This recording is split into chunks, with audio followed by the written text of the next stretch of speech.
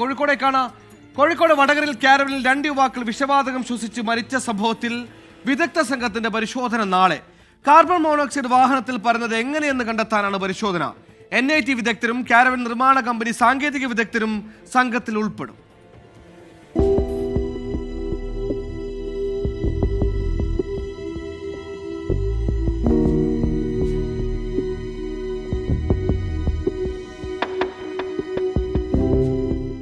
കാരവാനിൽ 2 യുവാക്കൾ മരിച്ചത് carbon monoxide ശ്വസിച്ചെന്നായിരുന്നു പ്രാഥമിക പോസ്റ്റ്മോർട്ടം റിപ്പോർട്ട്.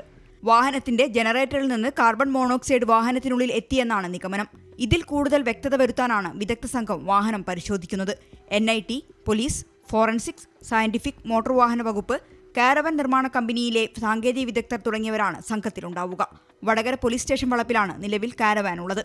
വടകര ദേശീയപാത കരിമ്പനപ്പാലത്ത് നിർത്തിയിട്ട കാരവാനിലായിരുന്നു മനോജ് കുമാർ, ജോയൽ എന്നിവരെ മരിച്ച നിലയിൽ കണ്ടത്. ഇവരുടെ ആന്തരിക അവയവങ്ങളുടെ സാമ്പിളുകൾ പരിശോധനയ്ക്കായി ലാബിൽ അയച്ചിട്ടുണ്ട്. ഈ പരിശോധനാ ഫലം കൂടി വന്നതിനു ശേഷമേ മരണകാരണത്തിൽ കൂടുതൽ വ്യക്തത വരൂ. 24 കോഴിക്കോട്.